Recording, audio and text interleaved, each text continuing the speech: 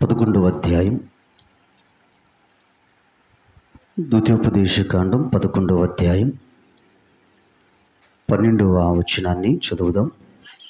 అది ఆకాశ వర్ష జలము త్రాగును, అది నీ దేవుడైన యెహోవా లక్ష్యపెట్టు దేశము, నీ దేవుడైన యెహోవా కన్నులు సంవత్సరాది మొదలుకొని సంవత్సరాంతము వరకు ఎల్లప్పుడూ దాని మీద ఉండును. చాలండి, చిన్న ప్రార్థన. ప్రేమ కలిగిన తండ్రి, మీ కొందనాలు. చదువుబడిన మాటలు మా వినికిడిలో స్థిరపరిచి నెరవేర్చమని మీ నామములో ప్రార్థించి అడిగి వేడుకొనుచు ఉన్నాము తండ్రి, ఆమేన్. ఈ రాత్రి కాలపు వేళ 2024 ఈ చివరి దినము, అలాగే చివరి గడియలో ఉన్నాం. నూతన సంవత్సరంలోనికి అడుగు పెట్టుటకు కేవలం 1 గంట మాత్రమే మిగిలి ఉంది. ఈరోజు మరి ఈ న్యూ ఇయర్ సెలబ్రేషన్స్ చాలామంది చాలా విధాలుగా జరుపుకుంటూ ఉన్నారు. మనమైతే దేవుని మందిరములో ప్రార్థనాపూర్వకంగా మరి జరుపుకోవటానికి, దేవుని మందిరములో, దేవుని సముఖములో నూతన సంవత్సరంలో అడుగు పెట్టడానికి మనమందరం ఇష్టపడి దేవుని మందిరానికి వచ్చాం. కాబట్టి దేవుడు మనకిచ్చిన ఇట్టి కృపను బట్టి దేవునికి మనం వందనస్తులమై ఉంటూ ఉన్నాం. ఇది రాత్రి కాలుపు వేళ చదువుబడిన మాటలు గమనిస్తే, దేవుడు ఇశ్రాయేలు ప్రజలకు ఆయన ఇచ్చిన వాగ్దాన దేశం. మరి ఇక్కడ ఈ వాగ్దాన దేశాన్ని మనం గమనిస్తే, దేవుడు ఆయన పితరులకు ఆయన వాగ్దానం చేశాడు. ఎవరికి? పితరులకు వాగ్దానం చేశాడు. పితరులకు వాగ్దానం చేసిన దేశమును దేవుడు తన ప్రజలకు ఇచ్చాడు. మరి ఇక్కడ ఈ దేశము ఇది పాలు తేనెలు ప్రవహించు దేశం. కాబట్టి ఈ దేశమును గూర్చి దేవుని వాక్యం సెలవిస్తున్న మాట గమనిస్తే, యెహోవా కన్నులు సంవత్సరాది మొదలుకొని సంవత్సరాంతము వరకు ఎల్లప్పుడూ దాని మీద ఉండును. కాబట్టి దేవుడు ఏ దేశమునైతే దేవుడు తన జనులకు వాగ్దాన దేశముగా ఇచ్చాడో, ఈ వాగ్దాన దేశము మరి సంవత్సరాది మొదలుకొని సంవత్సర అంతము వరకు ఎల్లప్పుడూ దేవుని కన్నులు ఆ దేశం మీద ఉన్నాయి. కాబట్టి కేవలము దేవుడు కానాను దేశం మీద ఆయన కన్నులు ఆయన ఉంచలేదు, కానీ ఆ దేశంలో ఎవరున్నారు? దేవుని జనులు ఉన్నారు. కాబట్టి దేవుని జనులను, దేవుని ప్రజలను దేవుడు ఆయన కన్నులు సంవత్సరాది మొదలుకొని, అనగా జనవరి 1 నుండి డిసెంబర్ 31వ తేదీ, అనగా 365 రోజులు ఆయన కన్నులు ఆ దేశం మీద, ఆ దేశంలో ఉన్న దేవుని జనుల మీద సంచరిస్తూ ఉంది. నా ప్రియ సహోదరుడా, సహోదరి, ఈ రాత్రి కాలుపు వేళ దేవుని వాక్యాన్ని మనము జాగ్రత్తగా గమనిస్తే, మరి ఇక్కడ మన దేవుడు 121వ కీర్తన 4వ చరణములో, ఇజ్రాయేలును కాపాడువాడు కునుకడు నిద్రపోడు. మరి ఇక్కడ మన దేవుడు ఆయన కునుకడు నిద్రపోడు. కాబట్టి అంటే మరి ఇక్కడ 365 రోజులు, అలాగే 24 గంటలు, ప్రతిరోజు కూడా మరి 24 గంటలు, అలాగే 365 రోజులు, ప్రతి సెకను కూడా దేవుడు తన కన్ను దృష్టి ఆయన మన మీద ఆయన ఉంచాడు. కాబట్టి మరి దేవుడు తన కన్ను దృష్టి మన మీద ఉంచి, దేవుడు మనకు చక్కటి క్షేమ స్థితిని దేవుడు మనకు ఇచ్చాడు. కాబట్టి బైబిల్లో మనం చూస్తున్నాం, ఇజ్రాయేలును కాపాడువాడు కునుకడు నిద్రపోడు. ఒకవేళ మనం నిద్రిస్తూ ఉన్నాం, కానీ దేవుడు ఆయన కునుకడు నిద్రపోడు అని దేవుని వాక్యము సెలవిస్తుంది. కాబట్టి యేసుక్రీస్తు ప్రభులు వారు ఆయన మన సెక్యూరిటీగా ఉన్నాడు. ఆయన మరి మనలను సంరక్షించే విషయంలో, ఆయన మనను కాపాడుటలో, ఆయన భద్రపరుచుటలో, ఆయన ఎల్లప్పుడూ కూడా ఆయన కన్ను దృష్టి ఆయన మన మీద ఉంచాడు అని సమయంలో మీ గమనానికి నేను తీసుకొని వస్తూ ఉన్నా. ఆదికాండం 16వ అధ్యాయంలో మరి ఆ అధ్యాయం అంతా కూడా మనం గమనిస్తే అక్కడ అబ్రహాము శారా దాసి అయినటువంటి హాగరు కనిపిస్తూ ఉంది. హాగరు మరి ఇక్కడ శారా హాగరును ఇంటి నుంచి వెళ్ళగొట్టింది. హాగరు ఇప్పుడు ఇంటి నుంచి వెళ్ళగొట్టబడిన హాగరు షూరు అరణ్యములో ఆమె అక్కడ తిరుగులాడుతూ ఉంది. మరి ఇక్కడ షూరు అరణ్యములో దిక్కు తోచని స్థితిలో ఎటు వెళ్ళాలో ఎక్కడికి వెళ్ళాలో మరి ఎటు చూచినా కూడా ఎడారి, ఎవరు కూడా ఆమెను మరి పలకరించే నాథుడు లేడు. ఆమెను మరి చూడగలిగినటువంటి కన్నులు అక్కడ ఏ ఒక్క మనుష్యుడు కూడా లేడు. మరి అలాంటి పరిస్థితుల్లో దేవుడు మరి హాగరును ఆయన దర్శిస్తూ ఉన్నాడు. దేవుడు హాగరుతో మాట్లాడటం మనం గమనిస్తూ ఉన్నాం. హాగరుకు దేవుడు మరి ఎక్కడికి వెళ్ళాలో, మరి ఎలా జీవించాలో, ఏది చేయాలో దిశానిర్దేశం హాగరుకు దేవుడు ఇక్కడ చేయటము మనం గమనిస్తూ ఉన్నాం. హాగరు ఒక పేరు దేవునికి పెడుతూ ఉంది. ఏంటి ఆ పేరు అంటే, చూచుచున్న దేవుడువు నీవే, చూచుచున్న దేవుడువు నీవే. అక్కడ ఎవ్వరూ లేరు, కానీ మరి ఇక్కడ హాగరును మరి చూచేవారు ఎవ్వరు కూడా లేరు, కానీ దేవుడు ఆ షూరు అరణ్యములో దేవుడు హాగరును చూస్తూ ఉన్నాడు. కాబట్టి వాక్యం చెప్తుంది, చూచుచున్న దేవుడువు నీవే. కాబట్టి నా ప్రియ సంఘమా, 2024 సంవత్సరం అంతా కూడా మరి ఇక్కడ దేవుడు మనలను ఆయన చూచుచున్నాడు. కాబట్టి మనం చెప్పవలసిన మాట ఏంటో తెలుసా? చూచుచున్న దేవుడువు నీవే. కాబట్టి ఆయన చూచుచున్న దేవుడు కాబట్టి ఇప్పుడు ఈరోజు మనము ఎక్కడున్నాం? సంవత్సర అంతపు చివరి కూడికలో మనము ఉన్నాము. అప్పుడు సంఘమా, ఈరోజు దేవుడు ఆయన చూచుచున్నాడు. ఆయన చూచే దేవుడు, ఎల్లప్పుడూ ఆయన కన్ను దృష్టి మన మీద దేవుడు ఉంచాడు అనడానికి ఒక సజీవ సాక్ష్యము ఏంటి అంటే, సజీవ సాక్ష్యం? ఈరోజు మనము క్షేమముగా ఉన్నాం, సజీవుల లెక్కలో ఉన్నాం. కాబట్టి మనం సజీవుల లెక్కలో ఉండటమే దీనికి రుజువు, ఆధారం.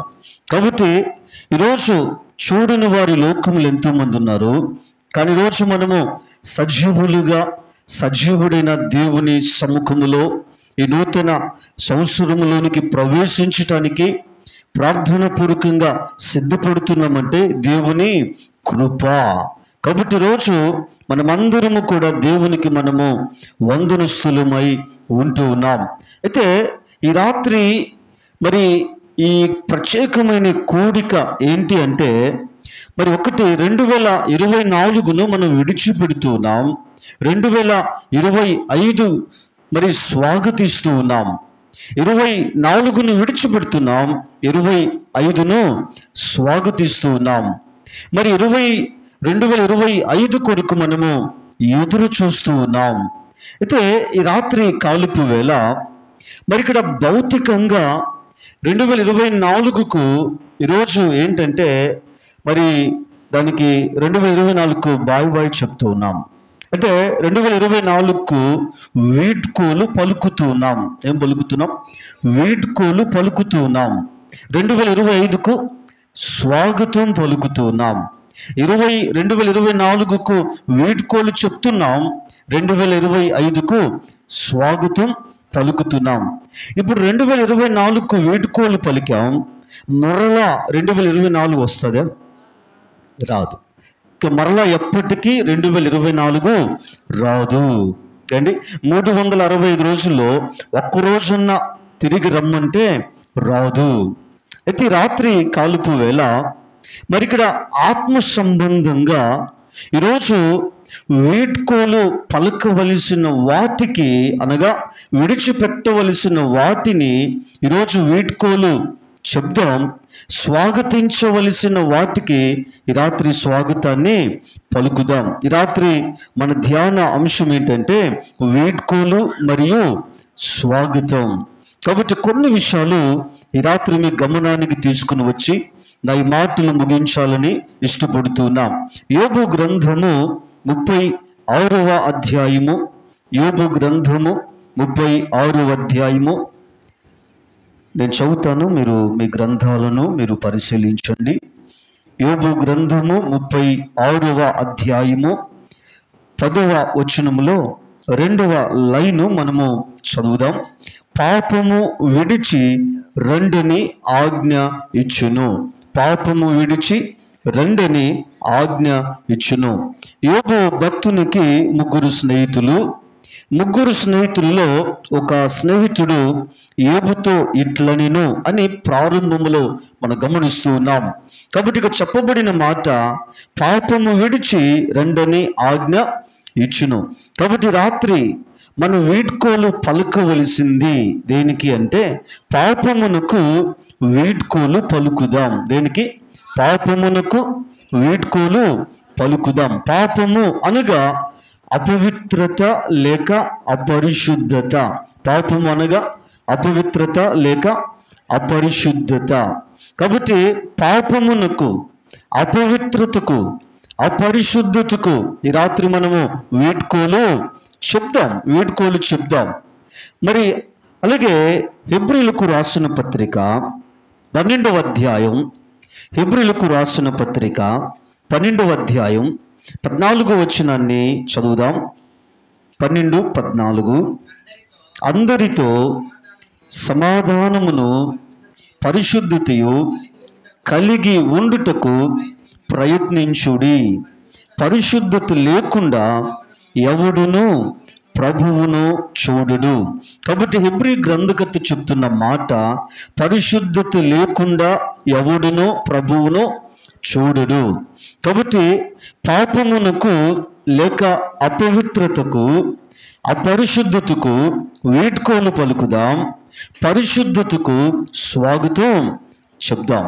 డబ్బు సంఘమ ఈ రాత్రి ఒకసారి ఆలోచన చేద్దాం. పాపమునకు వీడ్కోలు చెప్దాం, పరిశుద్ధతకు స్వాగతాన్ని పలుకుదాం. అలాగే రెండవదిగా గమనిస్తే 37వ కీర్తన 8వ చరణం, 37వ కీర్తన 8వ చరణం. కోపము మౌనము, ఆగ్రహము విడిచిపెట్టుము. చాలండి, బైబిల్ చెప్తుంది. మరి ఇక్కడ కీర్తనలు 37వ కీర్తన 8వ చరణాన్ని మనము చదువుకున్నాం. కోపము మౌనము, ఆగ్రహము విడిచిపెట్టుము. కాబట్టి బైబిల్ చెప్తుంది మరి ఇక్కడ కోపమును విడిచిపెట్టు. ఏం విడిచిపెట్టాలంట? కోపమును విడిచిపెట్టు. కాబట్టి కోపమునకు వీడ్కోలు చెప్దాం. కోపమునకు వీడ్కోలు చెప్దాం. మరి ఇక్కడ అలాగే బైబిల్లో మనం చూస్తే మరి ఇక్కడ బైబిల్లో చక్కటి మాటలు మత్తయి 5వ అధ్యాయం 11-12 వచనాలు చదువుదాం. కొండ మీద ప్రసంగములో యేసుక్రీస్తు ప్రభులు వారు ధన్యతలను ఆయన బోధిస్తూ చెప్పిన ఒక ధన్యత, నా నిమిత్తము జనులు మిమ్మును నిందించి హింసించి మీ మీద అబద్ధముగా చెడ్డ మాటలెల్లా పలుకున్నప్పుడు మీరు ధన్యులు, సంతోషించి ఆనందించుడి. పరలోకమందు మీ ఫలము అధికమగును. చాలండి, బైబిల్ చెప్తుంది నా నిమిత్తము జనులు మిమ్మును నిందించి హింసించి మీ మీద అబద్ధముగా చెడ్డ మాటలెల్లా పలుకున్నప్పుడు మీరు ధన్యులు, సంతోషించి ఆనందించుడి. మరి ఇక్కడ జనులు నిందిస్తున్నప్పుడు, జనులు హింసిస్తున్నప్పుడు, జనులు అబద్ధముగా చెడ్డ మాటలు పలుకుతున్నప్పుడు కోపం రాదా? కోపం వస్తుంది. కానీ బైబిల్ ఏం చెప్తుంది తెలుసా? సంతోషించి ఆనందించుడి. మరి ఇక్కడ పరలోకమందు మీ ఫలము అధికమగును. కాబట్టి ఈ రాత్రి వీడ్కోలు పలుకవలసింది, కోపమునకు వీడ్కోలు పలుకుదాం, సంతోషమునకు స్వాగతం చెప్దాం. ప్రియ సంఘమా, ఈ రాత్రి ఒకసారి ఆలోచన చేద్దాం. కొంత అర్థవంతంగా చెప్పడానికి ప్రయత్నం చేస్తాను.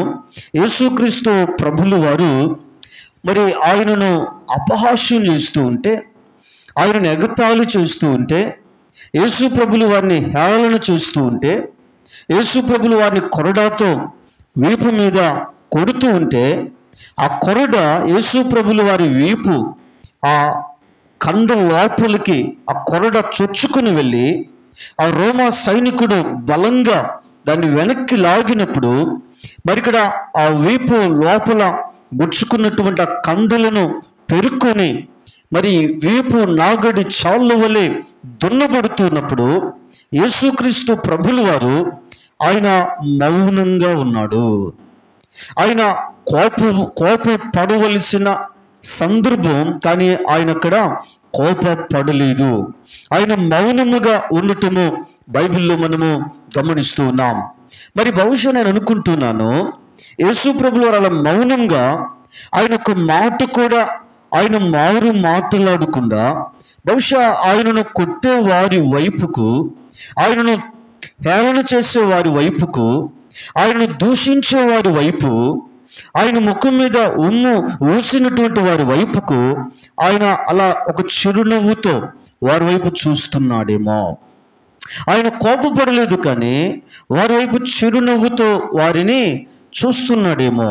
ఈ రాత్రి నా ప్రియ సంఘమా, కోపమును వీడ్కోలు పలుకుదాం, చిరునవ్వుకు స్వాగతాన్ని చెప్దాం.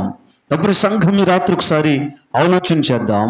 ఒకవేళ మరి నీ కోపం వచ్చినప్పుడు ఎదుటి వారు కూడా కోపముతో ఉంటే మరి అక్కడ సమస్య మరి తలెత్తవచ్చు. కానీ ఒకరు కోపముతో ఉన్నప్పుడు మరొకరు ఒకవేళ చిరునవ్వు నవ్వితే సమస్య ఏమవుతుంది? పరిష్కరించబడుతుంది. డబ్బు సంఘమా, ఒకవేళ ఎవరైనా నీ మీదకి చాలా కోపంగా నీ మీదకి వచ్చారు, చాలా కోపంగా ఉన్నారు, మరి ఇక్కడ అంత కోపంగా వచ్చిన వారితో నువ్వు ఒక చిరునవ్వు ఇచ్చినప్పుడు, ఒక స్మైల్ నువ్వు ఇచ్చినప్పుడు ఆ కోపం ఏమైపోయింది? అణిగిపోయింది. ఫోటో తీసుకునేటప్పుడు స్మైల్ ప్లీజ్ అంటారు కదా, అలా ఎవరైనా కోపంగా, నీ భర్త నీ మీద కోపంగా ఉంటే, నీ భార్య నీ మీద కోపంగా ఉంటే, నీ కుటుంబంలో ఉన్న వారు నీ మీద కోపంగా ఉంటే, ఒకవేళ మరి సమాజంలో ఎవరో ఒకరు ఒకవేళ నీ మీద కోపపడుతూ ఉంటే నువ్వు కూడా తిరిగి కోపపడుకు. కాబట్టి ఈ రాత్రి ఏం చేస్తాను? కోపానికి వీడ్కోలు పలుకుతూ ఉన్నాం. దేనికి స్వాగతం పలుకుదాం? చిరునవ్వుకు స్వాగతం పలుకుదాం. కాబట్టి మరి చిరునవ్వు ఒక స్మైల్ ఇచ్చినప్పుడు మరి ఒక్కసారిగా కోపం ఏమైపోయింది? అణిగిపోయింది. బైబిల్ రాయబడిన మాట ఏంటో తెలుసా? మృదువైన మాట కోపమును చల్లార్చును, నొప్పించు మాట క్రోధమును పుట్టించును. కాబట్టి చిరునవ్వు మరి కోపముతో ఉన్న వారి వైపు నువ్వు చిరునవ్వుతో వారి వైపు చూచినప్పుడు నీ నోట్లో నుంచి వచ్చే మాట కూడా ఎలాగుంటుందంటే మృదువుగా ఉంటుంది. కాబట్టి రాత్రి అప్పుడు సంఘమా ఆలోచించేద్దాం. బైబిల్ చెప్తుంది, ఫిలిప్పీ పత్రిక 4:4 ఆనందించుడి, మరలా చెప్పుదును ఆనందించుడి. కాబట్టి నా ప్రియ సహోదరుడా, సహోదరి, ఈ రాత్రి మన జీవితాల్ని ప్రశ్న వేసుకుందాం లేరా. ఒకవేళ ఎవరైతే కోపంగా నీ వైపు చూస్తున్నారో, కోపంగా నీతో మాట్లాడుతున్నారో, ఆ మాటలు ఒకవేళ నీ హృదయాన్ని గాయపరచవచ్చు, ఆ మాటలు నేను చాలా మరి బాధించవచ్చు, ఆ మాటలు నేను చాలా ఎదుగు మరి బాధకు, వ్యాధులకు, ఎదుగు మరి దుఃఖాన్ని తెప్పించేవిగా ఆ మాటలు ఉండవచ్చు. కానీ నువ్వు ఒక్కసారి చిరునవ్వు వారి వైపు, చిరునవ్వుతో వారి వైపు చూచినప్పుడు, నవ్వుతూ వారి వైపు చూచి పలకరించినప్పుడు కోపము చల్లారిపోయింది, కోపము అణిచివేయబడింది. డబ్బు సంఘమా, కోపపడు వారి వైపునకు నువ్వు చిరునవ్వుతో చూడటమే క్రైస్తవ్యం. నువ్వు కూడా కోపపడితే మరి క్రైస్తవేతరుడుకు, క్రైస్తవుడు అయిన నీకు వ్యత్యాసము లేదు. కాబట్టి క్రైస్తవులు దేవుడు మన లోకముల నుంచి ఏం చేశాడు? వేరు చేశాడు, సపరేషన్. కాబట్టి లోకం నుంచి మనము వేరు చేయబడ్డాం. వేరు చేయబడిన నువ్వు ఎలాగుండాలంటే ఏంటి ఈ ప్రత్యేకత అంటే, లోకములో ఉన్నవారు క్రైస్తవ ఎదుక మరి వేతురులు నీ వైపు కోపముగా చూచినప్పుడు, ఒక క్రైస్తవుడిగా, ఒక క్రైస్తవ సహోదరిగా, క్రైస్తవ సహోదరుడిగా వారి వైపు నువ్వు ఒక చిరునవ్వుతో, ఒక మరి సంతోషముగా, నీ ముఖము కూడా ఎలాగ ఉండాలా? నీ ముఖమంతా సంతోషంగా, కోపంగా కాదు, సంతోషంగా వారి వైపు అలా చూచినప్పుడు ఏంటి అది ఏంటో తెలుసా? క్రైస్తవ్యం. కాబట్టి రాత్రి ఒకసారి ఆలోచన చేద్దాం. ఒకవేళ కోపపడిన వారి వైపుకు నువ్వు కూడా కోపపడ్డావేమో, మరి ఎక్కువ కోపమునకు వెళ్ళి ప్రదర్శించావేమో. ఈ రాత్రి ఇదిగో అణుచుకోలేని కోపం, కట్టలు తెంచుకొని వస్తున్నటువంటి కోపం, ఇదిగో నీ కోపం ఒకవేళ అది ఎలాంటిదని కావచ్చు, కానీ ఈ రాత్రి ఈ చివరి గడియలో నీ కోపమునకు ఏం చేయాలా? వీడ్కోలు పలుకుదాం. ఈ గడియ ఏ గడియో తెలుసా? తీర్మాన గడియ. కాబట్టి ఇది వేడుకోలు పడుకోవలసిన సమయం, చిరునవ్వును సంతోషమును స్వాగతించవలసిన సమయం. కాబట్టి ఇది తీర్మాన గడియ. తీర్మానం తీసుకోవాల్సింది ఎవరు తెలుసా? నువ్వే. అలాగే మరి మూడవదిగా గమనిస్తే సామెతల గ్రంథం 3వ అధ్యాయం, సామెతల గ్రంథం 3వ అధ్యాయం 7వ వచనాన్ని చదువుదాం. 3వ అధ్యాయం 7వ వచనం. నేను జ్ఞానిని గదా అని నీవు అనుకునవద్దు, యెహోవా యందు భయభక్తులు కలిగి చెడుతనము విడిచిపెట్టుము. చాలండి, బైబిల్ చెప్తుంది ఈ రాత్రి చెడుతనమునకు వీడ్కోలు పలుకు. దేనికంట? చెడుతనమునకు వీడ్కోలు పలుకు. నిర్గమకాండం 33వ అధ్యాయం 19వ వచనం. నిర్గమకాండం 33వ అధ్యాయం 19వ వచనం. ఆయన నా మంచితనమంతయు నీ ఎదుట కనపరిచెదను. చాలండి, బైబిల్ చెప్తుంది నిర్గమకాండం 33వ అధ్యాయము 19వ వచనములో, నా మంచితనమంతయు నీ ఎదుట కనపరిచెదను. కాబట్టి మన దేవుడు ఆయన మంచితనము గల దేవుడు. దేవుడు ఎవరంట? మంచితనము గల దేవుడు. దేవుడు మంచివాడు, ఎల్లప్పుడూ మంచివాడు. దేవుడు మంచివాడు, ఎల్లప్పుడూ మంచివాడు. కాబట్టి మరి గలతీ 5:22లో కూడా ఆత్మ ఫలములలో ఒకటి మంచితనము. కాబట్టి రాత్రి చెడుతనమునకు వీడ్కోలు పలుకుదాము, మంచితనమునకు స్వాగతం చెప్దాం. ఈ రాత్రి ఇది తీర్మానం తీసుకోవలసిన సమయం. నా ప్రియ సహోదరుడా, సహోదరి, సామెతలు 22:1లో కదా, గొప్ప ఐశ్వర్యము కంటే మంచి పేరు మేలు, వెండి బంగారముల కంటే మంచి పేరు మేలు.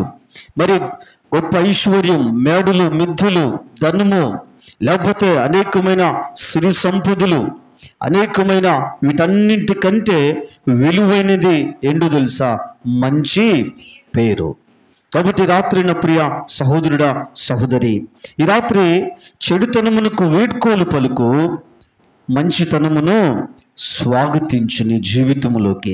కాబట్టి రాత్రి కాలపు వేళ మంచితనం నీ జీవితంలో ఉంటే, ఏముంటే మంచితనం నీ జీవితంలో ఉంటే సమాజంలో ఏముంటుంది? ఒక మంచి సాక్ష్యం. మంచితనం నీ జీవితంలో ఉంటే సమాజంలో ఒక మంచి సాక్ష్యం. కాబట్టి రాత్రి మరి ఈ లోకంలో మనం సంపాదించుకున్నది ఏంటో తెలుసా? సాక్ష్యం. సంపాదించుకున్నది ఏది మన వెంట రాదు, తీసుకొని పోలేము. కానీ మనం సంపాదించుకునేది, ఈ లోకములో మనం విడిచిపెట్టి వెళ్ళేది ఏంటో తెలుసా? సాక్ష్యాన్ని మనం సంపాదించుకుంటున్నాం. సాక్ష్యాన్ని ఇక్కడ మనము విడిచిపెట్టి వెళుతూ ఉన్నాం. కాబట్టి రాత్రి నా ప్రియ సహోదరుడా, సహోదరి, ఈ రాత్రి మన జీవితాల్లో మనం జ్ఞాపకం చేద్దాం. కాబట్టి చెడుతనాన్ని విడిచిపెడదాం, మంచితనాన్ని స్వాగతిద్దాం. ఈ రాత్రి యేసు ప్రభులు వారు మంచితనము కలిగిన దేవుడు. ఈరోజు క్రైస్తవులముగా ఈరోజు మరి మంచితనము కలిగిన వారముగా ఉన్నామా? నీ మంచితనాన్ని గురించి, నీ మంచిని గురించి నీ ఇరుగు పొరుగు వారు కథలుగా చెప్పుకుంటున్నారా? నీ మంచితనాన్ని గురించి ఇదిగో నువ్వు బ్రతుకుతున్న సమాజము, ఇదిగో ఫలానా క్రైస్తవుడు, ఫలానా క్రైస్తవ కుటుంబం, ఇదిగో వారు చాలా మంచివారు అని ఇదిగో మరి నీ మంచితనాన్ని గురించి మంచితనాన్ని గురించి ఈరోజు సాక్ష్యాన్ని చెప్పుకోగలుగుతున్నారా?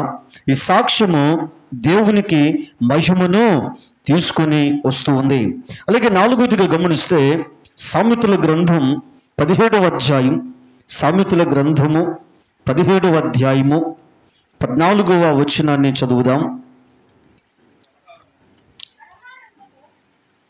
కలహ ఆరంభము నీటి గట్టున ఉండు ఊట, వివాదము అధికము కాక మునిపే దాన్ని విడిచిపెట్టుము. చాలండి, బైబిల్ చెప్తుంది. జ్ఞాని అయిన సొలొమోను రాజు గారు సామెతలను గ్రంథస్థం చేస్తూ 17వ అధ్యాయం 14వ వచనములో వివాదము అధికము కాక మునిపే దాన్ని విడిచిపెట్టుము అండి. కాబట్టి రాత్రి నా ప్రియ సంఘమా, మరి రాత్రి వీడ్కోలు పలుకోవలసింది ఏంటో తెలుసా? వివాదములకు వీడ్కోలు పలకాలి.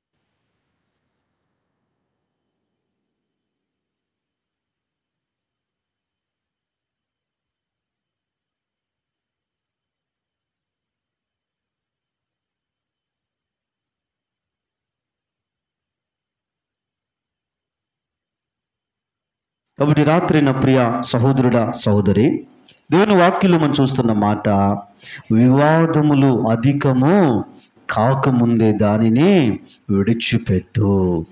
కాబట్టి మరి రాత్రి మనం వీడ్కోలు పలుకోవలసింది వివాదములకు, తగాదాలకు, గొడవలకు, ప్రతీకార చర్యలకు. కానీ మరి వీటన్నింటికి కూడా మనం ఏం చేయాలంట? వీడ్కోలు పలకాలి, వాటన్నిటినీ విడిచిపెట్టాలి. కాబట్టి బైబిల్ చెప్తున్న మాట, రోమీయులకు రాసిన పత్రిక 12వ అధ్యాయం 18వ వచనాన్ని చదువుదాం. రోమా 12:18. సఖ్యమైతే నీ చేతనైనంత మట్టుకు సమస్త మనుషులతో సమాధానముగా ఉండుడి. కాబట్టి బైబిల్ చెప్తుంది సమస్త మనుషులతో సమాధానముగా ఉండుడి. కాబట్టి బైబిల్ ఏం చెప్తుంది? వివాదములు అధికము కాకముందే విడిచిపెట్టు. కాబట్టి ఈ సంవత్సర ఈ చివరి గడియలో వివాదములకు వీడ్కోలు పలుకుదాం, వివాదములకు పుల్ స్టాప్ పెడదాం, మరి సమాధానమును స్వాగతిద్దాం. దేని స్వాగతిద్దాం? సమాధానమును స్వాగతిద్దాం. కాబట్టి రాత్రి అప్పుడు సంఘమా, యెషయా గ్రంథం 9వ అధ్యాయం 6వ వచనం ప్రకారం మనం ఆరాధించే దేవుడు ఆయన సమాధానమునకు కర్త. సమాధానకర్త అయిన దేవుణ్ణి నువ్వు ఆరాధిస్తూ ఈరోజు సమాధానము లేకుండా ఒకవేళ ఆయన సముఖములోనికి వస్తున్నావేమో. కాబట్టి ఇది వాక్యానుసారము కాదు, ఇది నిజమైన క్రైస్తవ్యము కాదు. కాబట్టి సమాధానకర్త అయిన దేవుణ్ణి ఆరాధిస్తున్న నువ్వు సమస్త మనుషులతో ఎలాగుండాలా? సమాధానముగా ఉండాలి. కాబట్టి రాత్రి నీ మనుషుల్లో ఎవరైతే సమాధానము లేకుండా ఉన్నావో ఈ రాత్రి నువ్వేం చేయాలా? సమాధాన కర్త అయిన దేవుణ్ణి ఆరాధిస్తున్న నువ్వు ఎవరితో అయితే నువ్వు అసమాధానంగా ఉన్నావో వాటితో నువ్వు సమాధానపడు. కాబట్టి వివాదములకు వీడ్కోలు చెప్పు. నీ శత్రువు ఎవరైతే ఉన్నారో, నీకు పడని వారు, నీకు గిట్టని వారు, ఎవరితో నువ్వు అసమాధానంగా ఉన్నావో ఈ రాత్రి సమాధానాన్ని స్వాగతించు. రేపటి దినం, నూతన సంవత్సరం మొట్టమొదటి దినం, ఇదిగో మొదటి దినం కదా, ఇదిగో ఎవరితో అసమాధానంగా ఉన్నావో ఫోన్ చేయి వారికి, లేకపోతే వారు మీకు దగ్గరలో ఉంటూ వెళ్ళండి, వారికి నూతన సంవత్సర శుభాకాంక్షలు చెప్పండి, వారితో సమాధాన పడండి. దేవుని సంఘములకు వచ్చి నూతన సంవత్సరం మొట్టమొదటి ఆరాధనలో సమాధానకర్తైన దేవుణ్ణి మీరు ఆరాధించండి. సమాధానకర్త అయిన దేవుణ్ణి ఎదుగు వెంబడిస్తున్న మనము ఈరోజు సమాధానం లేకుండా ఒకవేళ క్రైస్తవ్యాన్ని చేస్తుంటే అది నిజమైన క్రైస్తవ్యము కాదు. అది నిజ క్రైస్తవ్యం కాదు. నిజ క్రైస్తవ్యం ఏంటో తెలుసా? మరి ఇక్కడ నువ్వు అర్పణ అర్పించేటప్పుడు అక్కడే అర్పణ విడిచిపెట్టి నువ్వు ఎవరితో అసమాధానంగా ఉన్నావో మొదట వెళ్ళి వారితో సమాధాన పడి ఆ తర్వాత వచ్చి నీ అర్పణ అర్పించమని బైబిల్ గ్రంథము చెప్తూ ఉంది. కాబట్టి రాత్రి నా ప్రియ సహోదరుడా సహోదరి గమనించుదాం. ఈ రాత్రి ఒకవేళ అవతలి వారు వివాదములతో ఉంటే, గొడవ కొరకు వారు ఇష్టపడుతూ ఉంటే, నువ్వు వారితో సమాధాన పడినప్పుడు అక్కడ ఏమి లేవు, గొడవలు లేవు, తగాదాలు లేవు, అక్కడ ఘర్షణలు అక్కడ జరగవు. అప్పుడు సంఘమా ఈరోజు వివాదాలు, ఘర్షణలు, తగాదాలు ఈరోజు కొందరి ప్రాణాలు కోల్పోవటానికి కారణంగా ఉన్నాయి. కాబట్టి రాత్రి నపురి సంఘమా ఆలోచించేద్దాం. కాబట్టి రాత్రి వివాదములకు వీడ్కోలు పలుకుదాము, సమాధానమునకు స్వాగతం చెప్దాం. 5వదిగా మనం చూస్తే సామెతల గ్రంథం 11వ అధ్యాయం 9-19 వచనాన్ని చదువుదాం. సామెతలు 11:19. యథార్థమైన నీతి చదువు. కాబట్టి ఇక్కడ బైబిల్ గ్రంథాన్ని గమనిస్తే సామెతలు 11:19 మనం చూస్తే 2వ లైన్లో దుష్ట క్రియలు విడువక చేయువాడు తన మరణమునకే చేయును. కాబట్టి ఈ రాత్రి ఈ 2024 చివరి గడియ ఈ రాత్రి 2024కు వీడ్కోలు పలుకుతున్నాం. కానీ వాక్యానుసారంగా దుష్ట క్రియలకు వీడ్కోలు పలుకుదాం. ఏ క్రియలంట? దుష్ట క్రియలకు, దుర్నీతి సంబంధమైన క్రియలకు వీడ్కోలు పలుకుదాము. అలాగే తీతుకు రాసిన పత్రిక 2వ అధ్యాయం 14వ వచనం ప్రకారం సత్క్రియలు యందు ఆసక్తి అని గ్రంథము చెప్తుంది. కాబట్టి రాత్రి సత్క్రియలకు స్వాగతాన్ని పలుకుదాం. దేనికంట? సత్క్రియలకు స్వాగతం. దుష్ట క్రియలకు వీడ్కోలు పలుకుదాము, సత్క్రియలకు స్వాగతము చెప్దాం. ఎందుకంటే ఈ రాత్రి కాలపు వేళ ఒక మాట మీద చెప్పాలి. ఒకవేళ దేవుని న్యాయపీఠము ఎదుట ఒకరోజు మనం అందరము కూడా నిలువబడాలి. ఇక్కడ దేవుడు ఆయన సముఖంలో ఉన్న గ్రంథములను దేవుడు ఆయన చూచి నిన్ను గూర్చి నన్ను గూర్చి నమోదు చేయబడిన, లిఖించబడిన వాటన్నిటి విషయమై దేవుడు తీర్పు తీర్చబోతున్నాడు. దేవుడు వాని క్రియలను బట్టి జీతం ఉందంట. కాబట్టి రాత్రి కాలుపు వేళ దేనిని బట్టి తీర్పు అంటే మన క్రియలను బట్టే తీర్పు, వాని క్రియలో. కాబట్టి రాత్రినప్పుడు సంఘమా ఆలోచన చేద్దాం. ఈ లోకములో మనము విడిచిపెట్టేది సాక్ష్యము, మన వెంట తీసుకొని పోయేది మన క్రియలు. కాబట్టి క్రియలను బట్టి దేవుడు తీర్పు తీర్చబోతున్నాడు. నీ క్రియలు మంచివి అయితే జీవ పునరుద్ధానము, నీ క్రియలు చెడ్డవి అయితే తీర్పు పునరుద్ధానము. మంచి క్రియలైతే పరలోకము, చెడు క్రియలైతే నరకము. కాబట్టి రాత్రి నపురు సంఘమా ఆలోచించేద్దాం. దుష్ట క్రియలకు వీడ్కోలు పలుకుదాం, సత్క్రియలను స్వాగతిద్దాం. అలాగే సామెతల గ్రంథం 28:13 మనకందరికీ సుపరిచితమైన మాట, అతిక్రమములు దాచిపెట్టువాడు వర్ధిల్లుడు, వాటిని ఒప్పుకొని విడిచిపెట్టువాడు కనికరం. కాబట్టి రాత్రి నా ప్రియ సంఘము గమనించుదాం. ఇక్కడ అతిక్రమములు ఏంటంట? అతిక్రమములు దాచిపెట్టువాడు వర్ధిల్లుడు. కాబట్టి అతిక్రమములు ఇప్పుడు ఏం చేయాలా? ఒప్పుకోవాలి, విడిచిపెట్టాలి. అతిక్రమము అంటే అతిక్రమములో ఏముందో తెలుసా? అవిధేయత ఉంది. ఏముంది? అవిధేయత ఉంది. తర్వాత అక్రమము ఉంది, వాక్య విరుద్ధము ఉంది. కాబట్టి రాత్రి అవిధేయతకు వేడుకోలు పలుకుదాము, అక్రమమునకు, వాక్య విరుద్ధమైన బ్రతుకులకు, మరి అతిక్రమములకు వేడుకోలు పలుకుదాము. మరి దేనికి స్వాగతం పలుకుదాం? సమూయేలు మొదటి గ్రంథము 3వ అధ్యాయము 10వ వచనాన్ని మనం చదివితే సమూయేలు దేవునితో అంటున్నాడు, నీ దాసుడు ఆలకించుచున్నాడు, ఆజ్ఞ ఇమ్ము. నీ దాసుడు ఆలకించుచున్నాడు, ఆజ్ఞ ఇమ్ము. కాబట్టి రాత్రి నా ప్రియ సంఘమా, అతిక్రమముకు, అవిధేయతకు, అక్రమముకు, వాక్య విరుద్ధ వ్యతిరేక బ్రతుకులకు వేడుకోలు పలుకుదాము. విధేయతకు, వినుటకు, సంఘ క్రమమునకు స్వాగతాన్ని పలుకుదాం. సమూయేలు అంటున్నాడు, నీ దాసుడు ఆలకించుచున్నాడు, ఆజ్ఞ ఇమ్ము. మరి ఇక్కడ సమూయేలు, విధేయత సమూయేలు మనం చూస్తా ఉన్నాం. కాబట్టి రాత్రి నా ప్రియ సహోదరుడా, సహోదరి, అతిక్రమమునకు వేడుకోలు పలుకుదాం, గుడ్ బై చెప్దాం. మరి అలాగే విధేయతకు, దేనికి?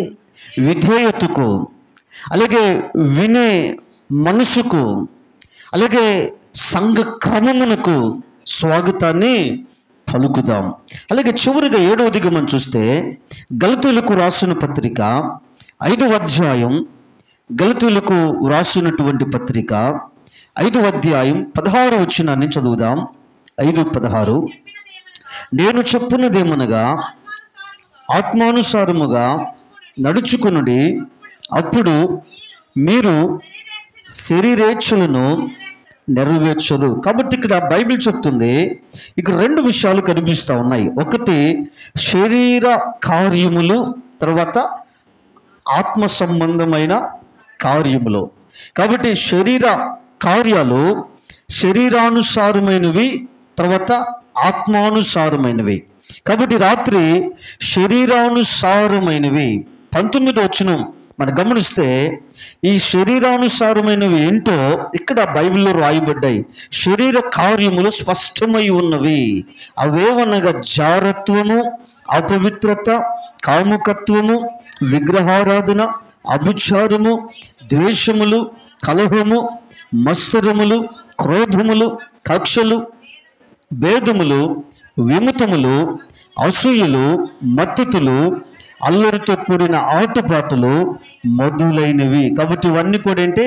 శరీర కార్యములు. కాబట్టి ఇవన్నీ ఏం చేద్దాం?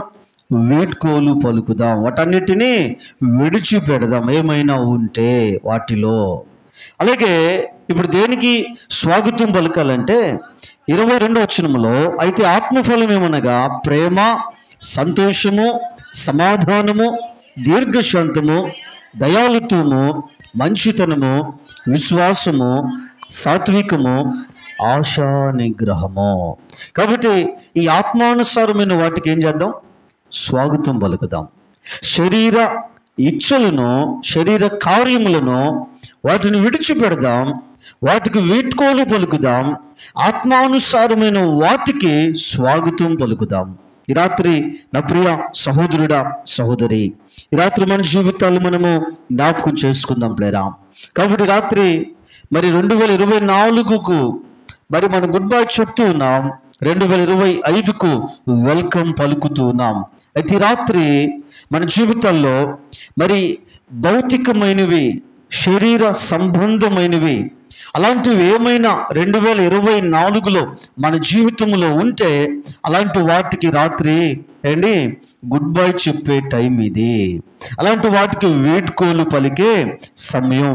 7 విషయాలు మనం నేర్చుకున్నాం అండి. వీడ్కోలు పలకవలసిన ఒక 7 విషయాలు చాలా ఉన్నాయి, కానీ ఒక 7 మరి మీ గమనానికి తీసుకుని వచ్చాను.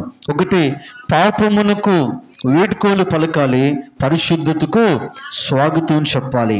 అలాగే కోపమునకు వీడ్కోలు పలకాలి, చిరునవ్వుకు సంతోషమునకు స్వాగతం పలకాలి. మరి చెడుతనమునకు వీడ్కోలు పలకాలి, మంచితనమును స్వాగతించాలి. వివాదములకు వీడ్కోలు పలకాలి, సమాధానమును స్వాగతించాలి. దుష్టక్రియలను వీడ్కోలు పలకాలి, సత్క్రియలకు స్వాగతం పలకాలి. అతిక్రమమునకు అవిధేయతకు వీడ్కోలు పలకాలి, విధేయతకు వినుటకు సంఘ క్రమమునకు స్వాగతం పలకాలి. శరీర కార్యాలకు వీడ్కోలు పలకాలి, ఆత్మ కార్యాలకు స్వాగతం పలకాలి. మరి రాత్రి వీడ్కోలు పలకవలసిన వాటికి వీడ్కోలు పలుకుతున్నావా? విడిచిపెట్టవలసిన వాటిని విడిచిపెడుతున్నావా? స్వాగతించవలసిన వాటిని మరి ఈ రాత్రి స్వాగతిస్తున్నావా? ఈ రాత్రి ఒకసారి ఆలోచన చేద్దాం. ఈ రాత్రి నా ప్రియ సహోదరుడా సోదరి, 2024లో ప్రార్థన లేని జీవితాన్ని జీవించుంటే వీడ్కోలు పలుకు, ప్రార్థన జీవితానికి స్వాగతం పలికి రాత్రి. ఒకవేళ దేవునితో సమయాన్ని కేటాయించని 2024 సంవత్సరంలో నువ్వు బ్రతుకుంటే 2025లో దేవునితో సమయాన్ని గడిపే ఇదిగో అలాంటి విషయంలో స్వాగతాన్ని నువ్వు పలుకు. ఒకవేళ ఇదిగో నీ జీవితంలో ఒకవేళ మరి సహవాసం, సంఘ సహవాసం ఇదిగో ఒకవేళ నీ జీవితం లేకపోతే దానికి వీడ్కోలు పలుకు. 2025లో అడుగు పెడుతున్న నువ్వు దేవుని సంఘ సహవాసానికి స్వాగతము పలుకు. డబ్బు సంఘమా, వాక్యము లేని ఇదిగో అలాంటి జీవితాన్ని జీవించుంటే, వాక్యము లేని జీవితాన్ని జీవించుంటే ఈ రోజున దానికి వీడ్కోలు పలుకు, స్వస్తి చెప్పు. 2025లో అడుగు పెడుతున్న నువ్వు దేనికి స్వాగతం పలుకుదాం? వాక్యానుసారమైన జీవితాన్ని జీవించడానికి స్వాగతాన్ని పలుకుదాం. 2024లో సువార్త ప్రకటించకుండా నువ్వు ఉంటే 2025లో స్వాగతం పలుకుదాం. దేనికి? ప్రభువా ఇదిగో సువార్తను నేను ప్రకటిస్తాను ప్రభువా అని రాత్రి స్వాగతాన్ని పలుకుదాం. ఈ రాత్రి ఏ గడి ఇది? తీర్మాన గడియ. ఏ గడియ? తీర్మాన గడియ. 2024ను మరి విడిచిపెడుతున్నాం, 2025లోకి నూతన సంవత్సరంలోనికి మనం అడుగు పెట్టబోతున్నాం. అయితే రాత్రి నా ప్రియ సహోదరుడా సహోదరి, ఈ రాత్రి 2024 మరలా తిరిగి రాదు.